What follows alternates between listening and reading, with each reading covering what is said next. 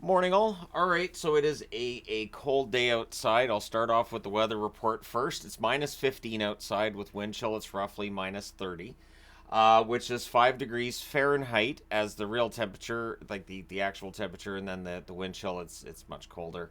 On the set where I am right now, it is 10.5 degrees Celsius, 50.9 degrees Fahrenheit. Although looking at the heater, it looks like it's dropping in here as I talk. So, anyways, that being said, weather report aside, we'll do the preview first. There's just the two games tonight in the National Hockey League, and then there's 16 tomorrow.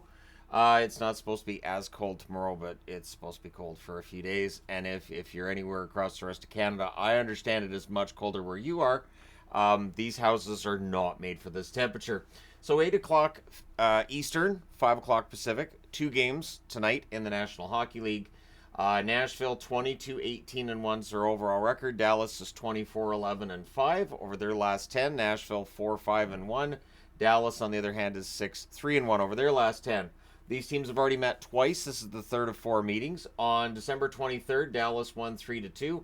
On January 6th, it was a 4-3 win for Nashville. The fourth and final meeting will be on February the 15th between these two teams. So, should be an entertaining one, as the first two have been.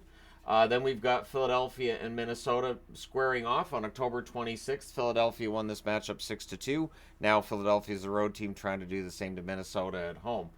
Philadelphia is 21-14-6 overall. They're 3-4-3 in their last 10. Minnesota is 17-18-4, and they're 4-6 in their last 10. So both teams who need wins here should be a good one. I forgot the players, so we'll go through the players here.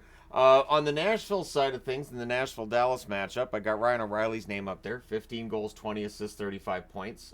Jason Robertson, 15 goals, 26 assists, 41 points for him for the Dallas Stars. And then in the other game here for Philadelphia, I've got Farabee on the board. 12 goals, 18 assists, 30 points for Farabee. And Boldy, 14 goals, 12 assists, 26 points. He should be getting some more help soon, but Boldy's been playing well recently. But Minnesota should be getting some guys back. We'll get to that with the news of the day, which is starting now. So Nick Foligno is going to be staying in Chicago. Any thoughts of him being a rental at the deadline are now by the wayside. 2-year extension for Nick Foligno, a cap hit of $4.5 million. If you're going to get Foligno to commit to potentially finishing his career out there, you pay the man, and that's what the Chicago Blackhawks have done. The Blackhawks, of course, a team that are not in any sort of cap trouble and aren't going to be. So, yeah, let me know your thoughts on the Nick Foligno extension in the comment section below. Oliver Shillington made his return to pro hockey last night, playing for the Calgary Wranglers in the American Hockey League, the first game he's played since May 26th of 2022, according to Elliot Friedman. So, yeah, Shillington being back, good for him. Anxious to see what he can do in the AHL and then maybe come up and do that in the NHL as well. Elias Pettersson, Vancouver Canuck, setting a new NHL record. The first player in NHL history with 4 straight game-winning goals. So, and last night's was an absolute beauty. So, for Pettersson, he continues to rack up goals. He continues to make quite the argument for himself that he should be paid pretty darn well. So, yeah, Pettersson, 4 straight game-winning goals. Kudos to him for that. And we'll see what's up next for the Vancouver Canucks as this season rolls along. Between now and the All-Star break, the Vancouver Canucks schedule, not all that difficult, to be honest. And so, yeah, it's possible that this run continues for them at least through the All-Star break. Shane Pinto. So the Ottawa Senators, a team that really does need to start getting it together. Shane Pinto coming back could help. And I say that knowing that they're 14-23. The odds of them being able to get it together and get themselves anywhere near a playoff spot are very remote. But Pinto's eligible to return to the team January 21st. It sounds like they've got an agreement in place. He's skating with the team. He's still a restricted free agent technically, but he's expected to sign a contract as soon as he can, which would be January 21st. And then he would play that night as well. So for Ottawa fans who've been anxious to see, Pinto in the lineup and all that, it looks like it's going to happen soon. Whereas for Anton Forsberg, he's going to be out for a while. Goalies went down by the bushelful last night. Forsberg could be out for a while as well. Looks like it's a groin injury. And I don't think he's the only goalie who got hurt last night who could be out for a while, which is why other goalie discussions have started up today as well. At least I think that's part of the reason why. But yeah, Forsberg out for a while. If you're a Sens fan, let me know how you feel about that.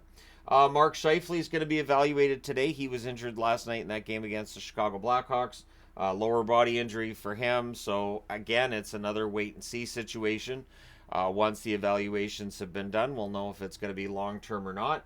Of course, if you're a Jets fan, you got to be kind of, hoping. One thing with the Jets and their run, one thing I've noticed with some of the teams that have gone on really good runs, or teams that have really good records, they stay pretty healthy.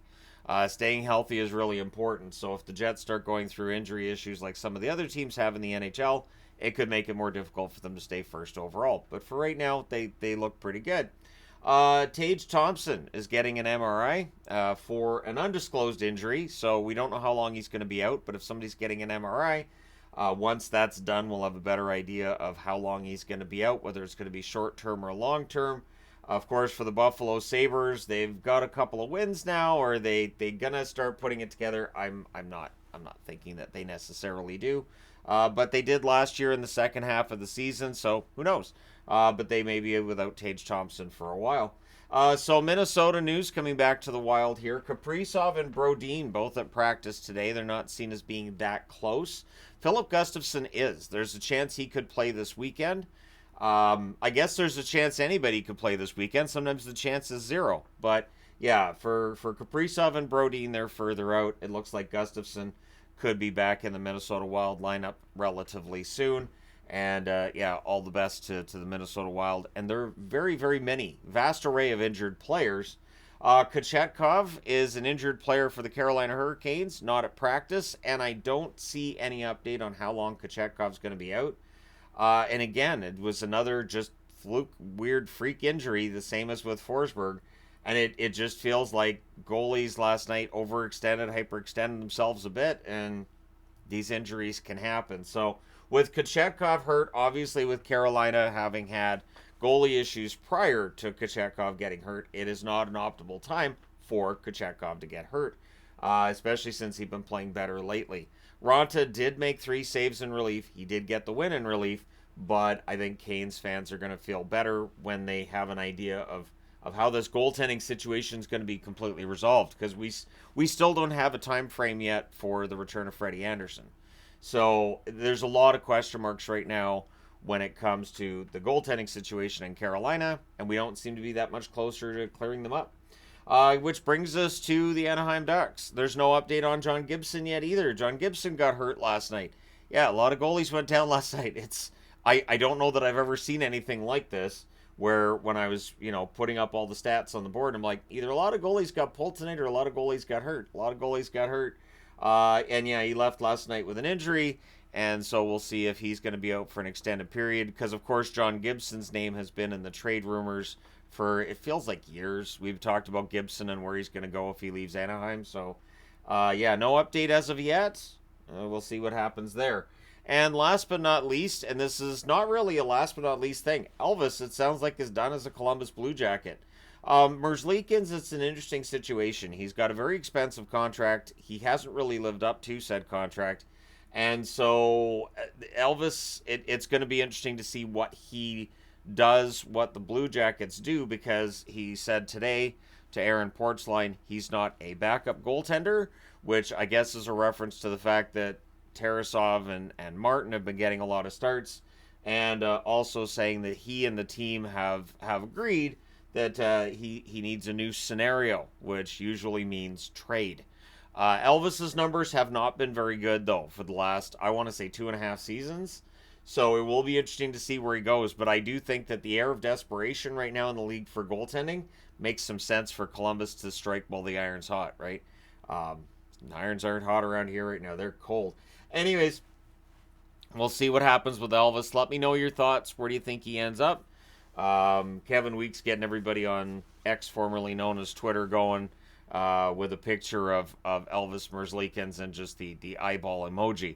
But the Aaron Portzline reporting's out there as well. It definitely sounds like something's going to happen with the Columbus Blue Jackets. Tarasov's going to be starting for them tomorrow. So we'll see. But let me know your prediction on where he ends up. And if he's traded by the time this video goes live, A, you're welcome. And B, it doesn't count. So thank you guys so much for all your support. Don't forget to hit like and subscribe if you haven't done so already. Thank you guys so much for everything. I will talk to you again soon.